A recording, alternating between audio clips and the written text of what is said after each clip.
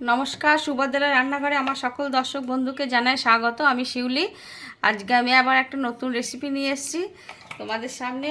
আজকে আমি তোমাদের করে বানিয়ে দেখাবো হচ্ছে পনির।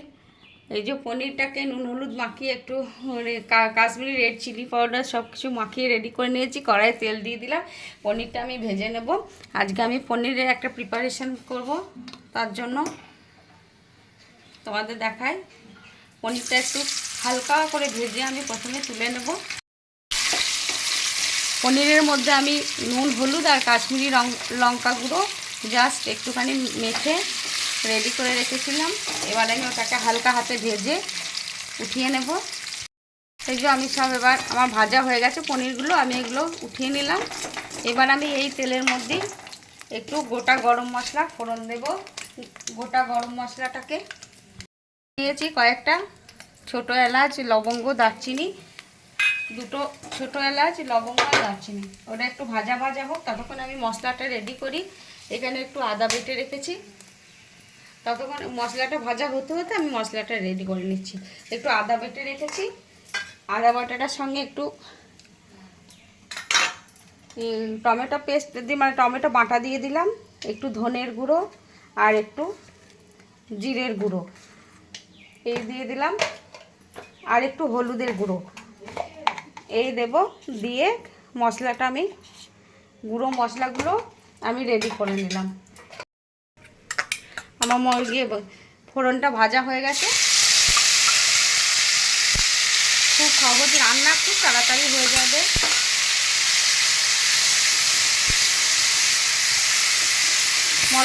একটু কাশ্মীরি রেড চিলি পাউডার দিয়ে দিচ্ছি কালারের জন্য। এবারে আমি মশলাটা ভালো করে কষিয়ে নেব। ততক্ষণে আমি একটা মশলা কষাতে কষাতে একটা মশলা করে নিই। কতগুলো বাদাম নিয়েছি, কাঠবাদাম আর কাজু আর কিশমিশ আর একটু চারমগজ নিয়েছি। এগুলোটা আমি পেস্ট করে নেবো ভালো করে। আমি দইটা ভালো করে ফেটিয়ে নিয়েছি, টক দই। ওর মধ্যে একটু দই দিয়ে দিচ্ছি মশলাটার মধ্যে। এবার আমি আর একটু ভালো করে কষিয়ে নেব। আর মশলাটা একটু লবণ দেব, লবণ দেওয়া হয়নি, হালকা করে একটু লবণ দিয়ে দিলাম। এবার মশলাটা ভালো করে কষানো হোক ততক্ষণ। আমি হাতে রোগ দিয়ে একটু কসুরি মেথি দিয়ে দিচ্ছি মশলাটা কষাবার সময়। এটা দিয়ে একটু মশলাটা কষিয়ে নেব।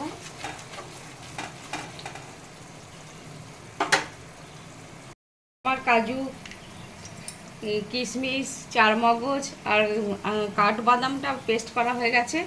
তো এবারে আমি ওর মধ্যে একটু পেস্টটা দিয়ে দেবো। এই মশলাটা আমার কষানো হয়ে গেছে। মশলার উপর দিয়ে তোমরা দেখো সুন্দরভাবে তেল ছাড়ছে, একদম দেখতে পাওয়া যাচ্ছে খুব সুন্দর। এবারে আমি এই মশলাটা যেটা পেস্ট করেছি বাদাম বাটাগুলো দিয়ে দিলাম। এটা একটু ভালো করে নেড়ে নেব, কষিয়ে নেব। তারপর একটু জল দিয়ে দেবো। এবার আমি স্বাদ অনুযায়ী একটু চিনি দিয়ে দিলাম। তোমরা তোমাদের স্বাদ মতো নুন, চিনি, লবণ আর চিনি দেবে। এবার আমি ভাজা পনিরগুলো দিয়ে দিচ্ছি।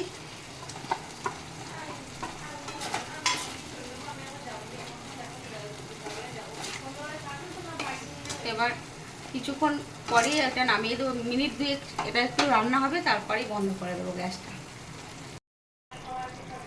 আমি কতগুলো কাঁচা লঙ্কা চেরা ওপর থেকে দিয়ে দিলাম, আর একটু গরম মশলা গুঁড়ো ছড়িয়ে দিলাম, আমার বানানো গরম মশলা। আর এবারে আমি একটু ঘি দিয়ে দেবো ওপর থেকে। ঘি দিয়ে দিচ্ছি, ঘি ছড়িয়ে দিচ্ছি।